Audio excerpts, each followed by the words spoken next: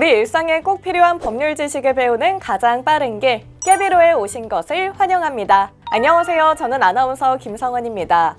KB금융그룹 WM 스타자문단 이민정 변호사님 모시고 말씀 나눠볼게요. 변호사님 어서 오세요. 안녕하세요. 이민정 변호사입니다. 네, 오늘부터는 변호사님과 함께 2회에 걸쳐서 상속 분야 중에서도 이 상속세 문제를 살펴볼 예정인데요. 오늘 살펴볼 주제는 무엇인가요? 상속세 계산 방법을 알아보겠습니다. 상속세 계산 구조, 그 중에서도 총 상속 재산과 과세가액 먼저 설명드리겠습니다. 그럼 먼저 상속세는 어떻게 계산하는지 설명해 주시죠. 상속세는 총 상속 재산에서 상증세법에 따라 과세가액을 구한 뒤 각종 공제를 해서 과세 표준을 산출합니다. 그 다음 상속세율을 곱한 뒤 산출 세액을 계산합니다. 마지막으로 세액 공제를 하고 납부 세액을 구합니다. 네, 용어가 생소하다 보니까 하나씩 차근차근 살펴보면 좋을 것 같아요. 네, 그럼 우선 총 상속 재산에 대해 살펴볼까요? 총 상속 재산이란 돌아가신 분이 남긴 본래 상속 재산에다 간주 상속 재산과 추정 상속 재산을 더한 것을 의미합니다. 상속 재산으로 간주하는 재산으로는 대표적으로 사망보험금, 신탁재산, 퇴직금 등이 있습니다.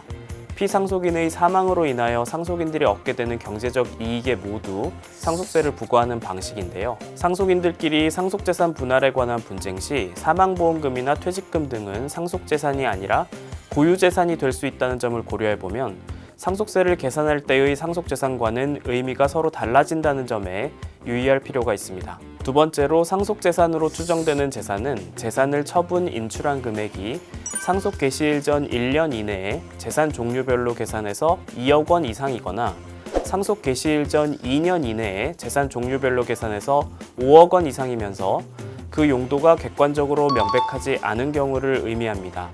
피상속인 사망 전에 미리 재산을 처분했는데 재산의 소재가 불분명한 경우에는 상속재산으로 추정된다는 뜻입니다. 이렇게 설명만 들었을 때는 조금 이해하기가 좀 어려운데 사례를 함께 살펴보면 좋을 것 같습니다.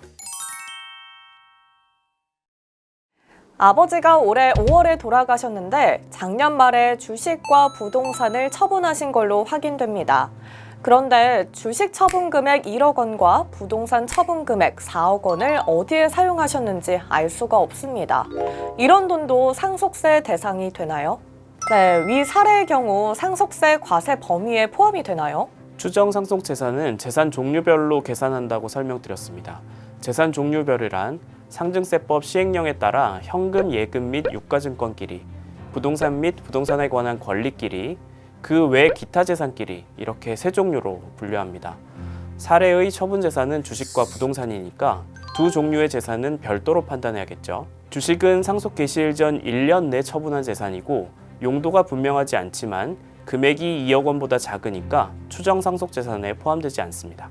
그렇군요. 그럼 부동산 처분 금액은 어떻게 될까요? 부동산 처분 금액은 상속 개시일 전 1년 이내 처분 재산인데 금액도 2억 원이 넘고 용도도 분명하지 않아서 추정 상속재산에 포함됩니다. 그런데 이 경우에도 처분금액 전액이 상속재산으로 포함되는 것은 아니고 처분금액의 20%와 2억 원 중 작은 금액을 뺀 나머지 금액만 포함됩니다. 4억 원의 20%는 8천만 원인데 8천만 원은 2억 원보다 작으니까 4억 원에서 8천만 원을 뺀 3억 2천만 원이 추정 상속재산이 되겠습니다. 네, 상속인들 입장에서 상속세를 낮추기 위해서는 이 처분 용도가 분명하지 않은 재산에 대해서 소명을 잘 해야 될 것 같아요. 네, 상속재산에 우선 포함되지 않게 해야겠고요. 상속 개시 전 2년 내에 재산을 처분하는 경우는 사용처에 관한 증빙을 잘 갖추는 것이 중요하겠습니다. 남아있는 상속재산에 간주 상속재산과 추정 상속재산을 더하면 이제 상속세를 계산하면 될까요? 아닙니다. 총 상속재산이 구해졌으면 여기에 과세 대상이 안 되는 비과세 상속재산과 과세가액 공제액을 빼고 피상속인이 생전에 증여한 증여재산 가액을 더해서 상속세 과세가액을 정해야 합니다. 과세에서 제외되는 비과세 상속재산으로는 분묘를 설치하고 이를 유지하기 위해 벌목을 금지하고 나무를 기르는 임야, 금양임야라고 하는데 이러한 재사용 재산이 대표적입니다. 일정 범위의 재사용 재산 등이 비과세되고요. 과세가액 공제액 항목으로는 공과금, 장례비용, 그리고 채무가 있습니다. 오늘 자세하게 살펴볼 부분은 생전 증여재산 가액입니다. 특히 상속인이 생전에 증여한 재산 가액을 더해서 과세 가액을 정하는 거죠. 네, 맞습니다. 그런데 모든 증여재산을 더하는 것은 아니고 상속인의 경우 상속 개시일 전 10년 내에 증여한 재산가액까지, 상속인 아닌 자의 경우는 상속 개시일 전 5년 내에 증여한 재산가액까지 합산합니다. 증여재산 가액의 평가 시점은 상속 개시일이 아니라 증여일을 기준으로 한다는 점도 알아둬야겠습니다. 사례를 통해 알아보겠습니다.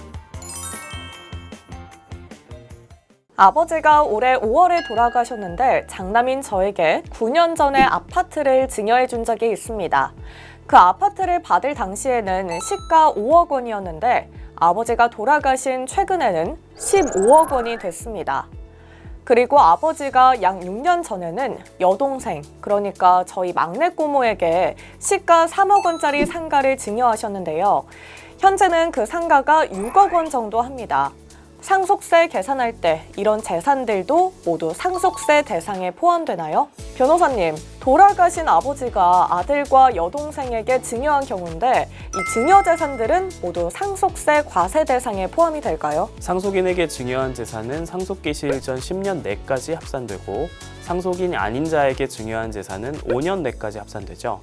장남은 상속인이고 고모는 상속인이 아닌데 장남에게 증여한 시점은 상속 개시일 9년 전이므로 합산되고 고모에게 증여한 시점은 6년 전이니까 합산되지 않습니다.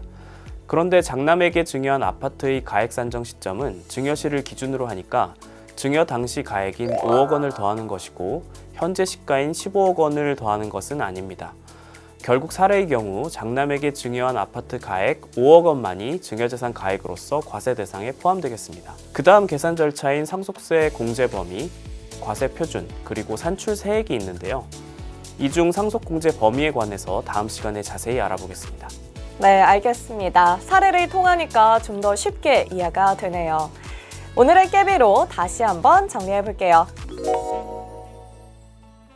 총 상속재산은 본래 상속재산 더하기, 의제 상속재산 더하기, 추정 상속재산. 추정 상속재산은 처분 금액이 1년 내 2억 또는 2년 내 5억 이상이고 용처가 불분명한 재산. 추정 상속재산 가액은 재산 처분 금액 빼기 용도를 입증한 금액 빼기 처분 금액의 20%와 2억 원 중 작은 금액. 과세가액은 총 상속재산 빼기 비과세 상속재산 빼기 과세가액 공제액 더하기 사전 증여재산.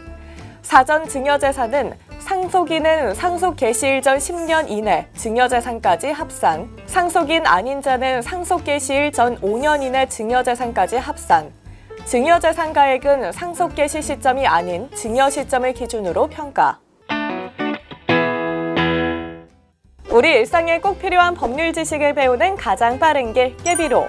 시청자분들이 이 상속세 계산 방법에 대해서 궁금했을 것 같은데 많은 도움이 될 것 같습니다. 상속세 부분은 상속법과는 다른 점들이 있는데요. 이런 부분들을 비교해서 이해해 보시는 것이 좋겠습니다. 시청해주셔서 고맙습니다.